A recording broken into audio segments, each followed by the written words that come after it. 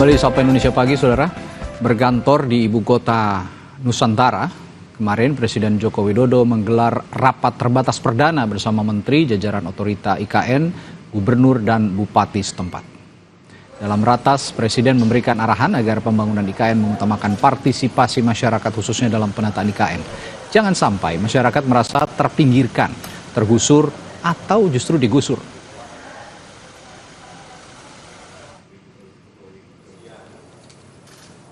Bermalam perdana di ibu kota Nusantara, Presiden Jokowi mengaku tak nyenyak saat tidur di Istana Negara ibu kota Nusantara.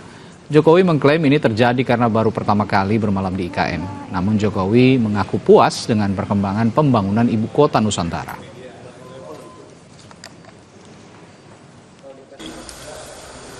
Ini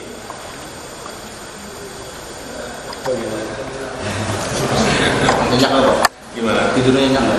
Nyaman Pak? Nggak nyenyak. Saya ngomong apa? Kenapa tuh Pak? Om Jun, Om Jun. Iya, mungkin pertama kali aja. Masih belum nyenyak. Dengan progres pembangunan IKN sejauh ini? Ya, sampai sejauh ini masih baik. Merespons keluhan Presiden tidak tidur nyenyak, pelaksana tugas Kepala Otorita IKN yang juga Menteri PUPR Basuki Hadimulyono menyebutkan konstruksi Istana Garuda dan Istana Negara di IKN sudah selesai. Namun kini tinggal finishing seperti masalah pendingin ruangan yang belum optimal. Dekor lampu itu lagi di finishing. Kalau konstruksinya semua sudah 100%. Tadi Presiden bilang tidur nggak nyenyak. Ya karena AC-nya. Oh. Tapi ruangan ini memang tidak ada AC, Pak? Ada AC-nya. Karena apa? Sealernya apa itu? Ya kan? Karena sealernya belum terisi air atau bagaimana. Presiden Jokowi menyebut proses pembangunan IKN akan membuat warga sekitar menjadi tidak nyaman. Namun Jokowi mengklaim pembangunan IKN berdampak pada pertumbuhan ekonomi ke daerah sekitar IKN. Masih dalam proses pekerjaan ya, jadi dan kondisi kalau pas hujan panas ya debunya banyak.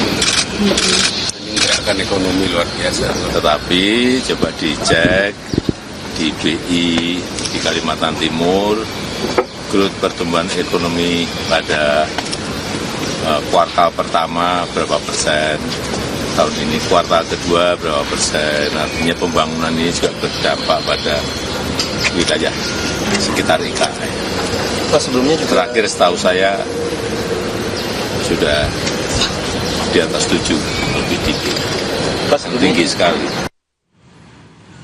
Kami kutip dari data Badan Pusat Statistik Kalimantan Timur, pertumbuhan ekonomi di provinsi itu tumbuh sebesar 6,22% di tahun 2023. Angka itu naik 4,48% dibanding tahun sebelumnya. Triwulan pertama tahun ini pertumbuhan ekonomi Kalimantan Timur sebesar 7,26%. Secara umum pertumbuhan ekonomi di Kalimantan memang positif naik, terutama Provinsi Kalimantan Timur yang menyumbang kontribusi tertinggi.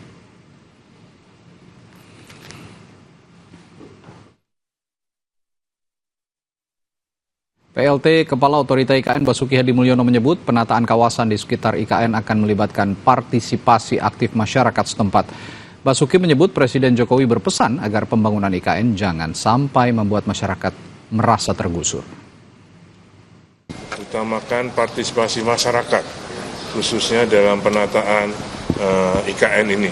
Jangan sampai masyarakat merasa terpinggirkan, tergusur, ataupun bahkan digusur. Ya, kayak kemudian kami ada Pak Deputi Kemasyarakatan ini, itu nanti dalam rangka menata kawasan di sekitar IKN ini, utamakan partisipasi masyarakat. Inilah manuver Sky Taxi atau taksi terbang tanpa awak yang diuji terbang di Bandara APT Pranoto Samarinda, Kalimantan Timur. Uji terbang kali ini berlangsung selama 10 menit, membentuk manuver angka 8 dengan di atas ketinggian 50 meter. Tak hanya taksi terbang tanpa awak, Pada sesi kali ini juga ditampilkan prototipe taksi terbang dengan kapasitas 1 pilot dan 4 penumpang. Alhamdulillah pagi ini tadi jam 10 kita lakukan proof of concept, uji terbang dari pesawat SkyTaxi Hyundai. Ini dilakukan dengan melakukan rute tadi dilaksanakan di Bandara APT Pranoto, membentuk rute angka 8 sekitar 5-10 menit. Tadi uji coba berjalan dengan lancar dan baik. Selain taksi terbang, moda transportasi yang telah disiapkan untuk menunjang mobilisasi di IKN adalah kereta tanpa rel. Menhub Budi Karya bilang, uji coba kereta tanpa rel akan dilakukan pada 5 Agustus. ART, rolling stocknya sudah ada di Balikpapan. Jadi kalau mau lihat besok sama saya boleh di Balikpapan. Dan itu akan diuji coba.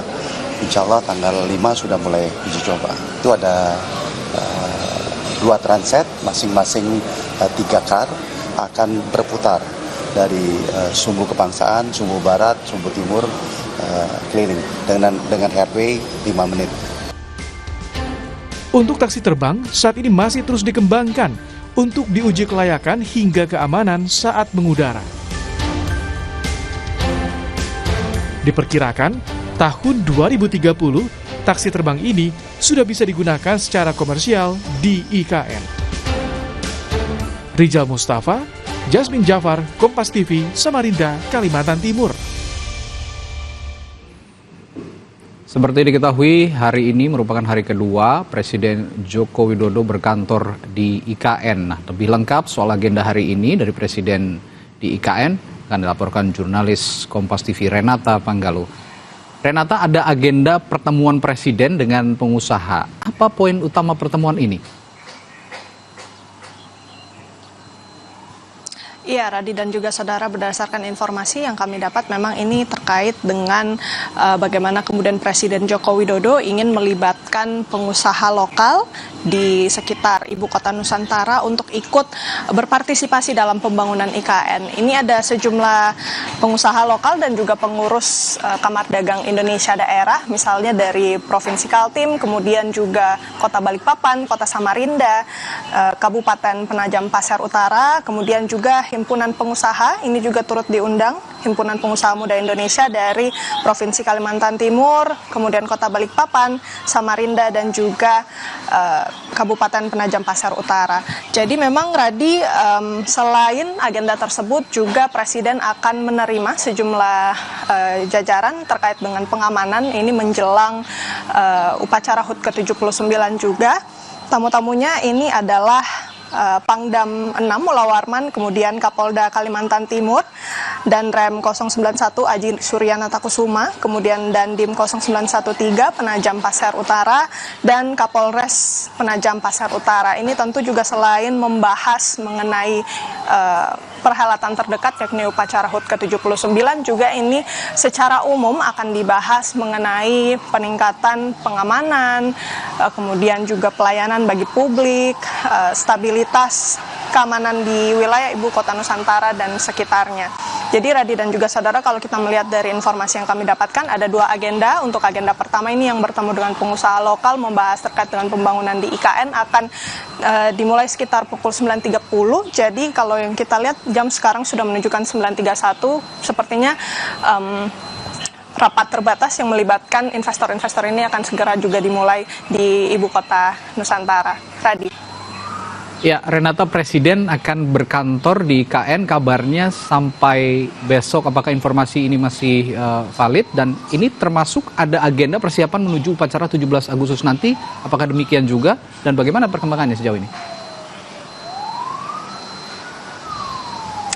Ya, Radi, informasi terakhir memang Presiden akan berada di Ibu Kota Nusantara selama 3 hari, dihitung dari hari Minggu kemarin hingga hari Selasa pada hari ini. Memang sudah ada sejumlah agenda yang dilakukan, dan agenda terakhir ini rapat terbatas memang tertutup untuk media yang bertemu dengan investor dan juga sejumlah jajaran pengamanan. Kemudian juga terkait dengan pembangunan sampai saat ini, kalau kita mengutip pernyataan dari Presiden Joko Widodo kemarin, ia mengatakan untuk air, listrik, dan juga internet sudah masuk di kantor Presiden yang sekarang juga sudah dinamakan Istana Garuda oleh Presiden Jokowi.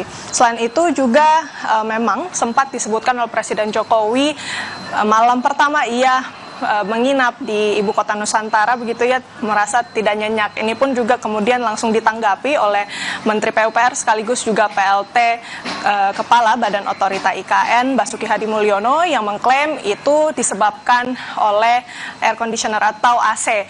Jadi memang kalau yang kita perhatikan saat Presiden Joko Widodo mengajak sejumlah wartawan masuk melihat kondisi Istana Garuda, kondisinya memang ada beberapa yang masih belum aktif begitu ya, air conditionernya juga kemudian dikatakan konstruksi sudah 100%, namun untuk finishingnya ini belum selesai. Yang kita lihat juga kalau di dalam ruangan yang ditunjukkan oleh Presiden Joko Widodo kepada wartawan itu memang sejumlah ruangan masih butuh finishing berupa furniture yang memang belum lengkap. Jadi selain Istana Garuda juga yang berkaitan dengan upacara HUT ke-79, Radi dan juga saudara, tentu adalah lapangan upacara. Kalau yang kami perhatikan di daerah lapangan upacara itu juga sudah mulai dipasang sejumlah perlengkapan-perlengkapan penunjang untuk upacara HUT ke-79. Selain itu juga ada sejumlah infrastruktur yang sempat dibahas dalam rapat terbatas bersama sejumlah menteri, termasuk dengan Menteri Perhubungan Budi Karya Sumadi. Ini terkait dengan bandara VVIP yang dikabarkan akan molor selesai di bulan Agustus akhir.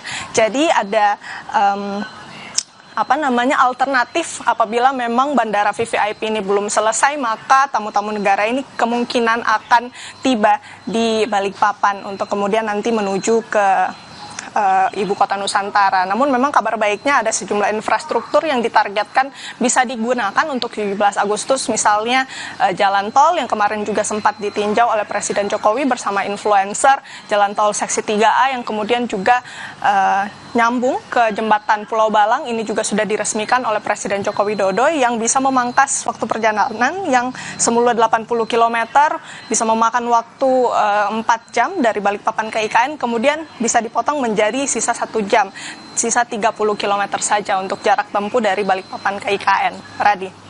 Oke, semoga di malam kedua ini Presiden Joko Widodo bisa lebih nyenyak begitu ya untuk beristirahat. Karena kalau presidennya saja tidak nyenyak, apalagi pembantu-pembantunya dan aparatur negara lainnya untuk bertugas di IKN untuk bisa bekerja dengan baik dari sana.